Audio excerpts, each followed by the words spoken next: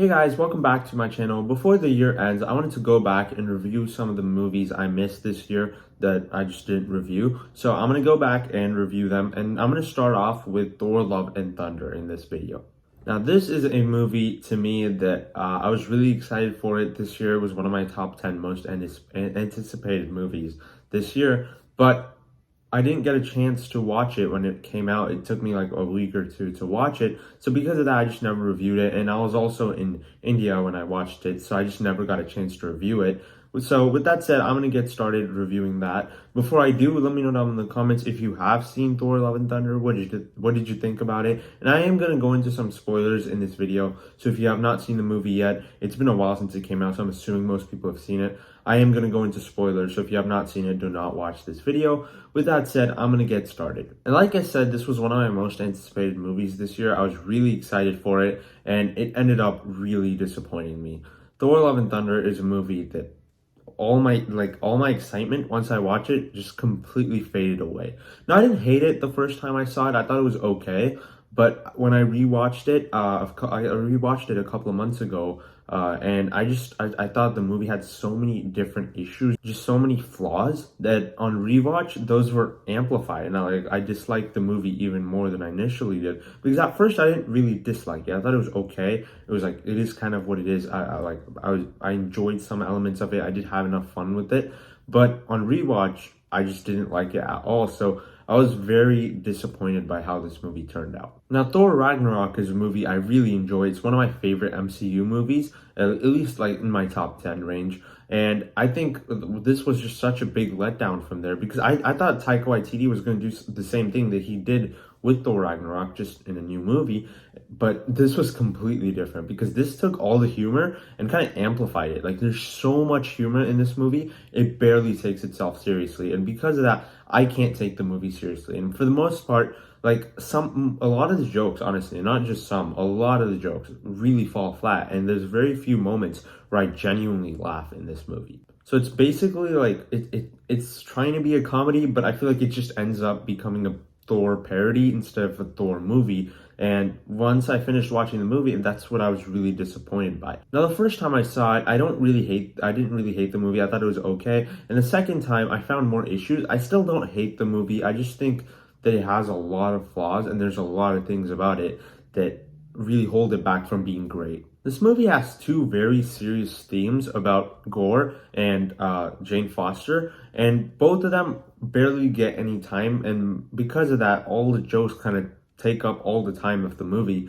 And the movie's 2 hours long, which it should not feel like it's rushed, because that's a good enough runtime for a movie like this. Thor Ragnarok was not too much longer than this. It was like 2 hours 10 minutes. That should be a good enough runtime for you to be able to explore your story, but this movie doesn't have that, because it takes up so much time with so many jokes, so many things that shouldn't be in the movie because of that. And a big thing is Zeus. What they do with Zeus in the movie is just completely terrible, because Russell Crowe is a great actor, but they completely waste him because they don't give him any good character moments. They don't give him anything. He's just a joke in the movie.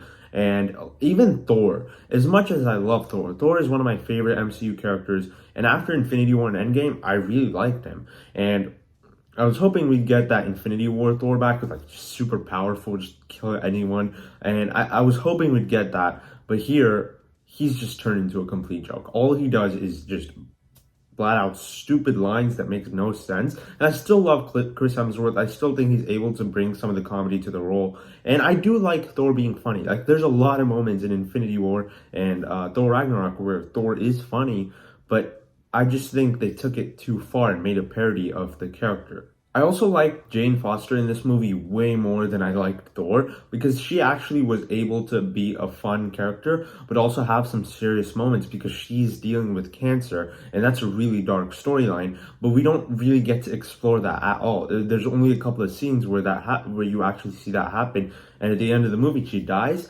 and because they don't build it up enough, the moment doesn't really feel that emotional.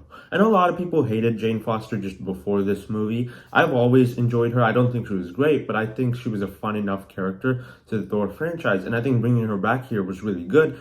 but they didn't do too much with her, so I was really disappointed. And then Gore the God Butcher is just a huge letdown as the villain because we don't see any God butchering. There's no moments where he's actually fighting a god other than at the beginning of the movie, and there's also no action in that scene. He just kills him. And I think he had a good introduction as a character, but like they never actually were able to show why he's so dangerous, and because of that, for most of the movie we just never got to see him as a big of a threat other than when we're in his realm. I think that moment was really cool where everything just turns black and white. I think that whole action scene was great, and just Gore's performance there was also really good. But other than that, we never get to see anything interesting with Gore. There's also a lot of bad CGI in this movie. Like the CGI here is really weak, and even the way the third act happens where Thor just transfers his power to all the kids and they start fighting. I don't know who thought that was a good idea, but that is just terrible writing right there. Like, I think this movie has a lot of writing problems, a lot of issues as far as the story goes, and I was very disappointed by it because I was really excited for it. And before I watched the movie, my excitement for it kept growing, and when I watched it, it was just a huge letdown. So to me, this is one of the weakest things to come out of MCU Phase 4, and probably the weakest movie in the MCU since Captain Marvel, or maybe even worse. Like, I was very disappointed by it, and I did not like it a lot. So I'm going to give Thor Love and Thunder a C on an entertainment scale to 5 out of 10. I still don't hate the movie. I still think there's moments where it's actually pretty good. And like I said, there's some couple of good action scenes. But overall, the whole movie just kind of becomes a parody of itself. And it tries really hard to be funny. And most of the time it's not. And it never takes itself seriously. So I can't really take the movie seriously. So unfortunately, Thor Love and Thunder to me is the most disappointing MCU movie I've ever seen. Thank you so much for watching this video, guys. Let me know down in the comments, what did you think of Thor Love and Thunder? If you enjoyed my review, be sure to hit the like button and subscribe to my channel for more videos. I'll see you in the next one. Bye.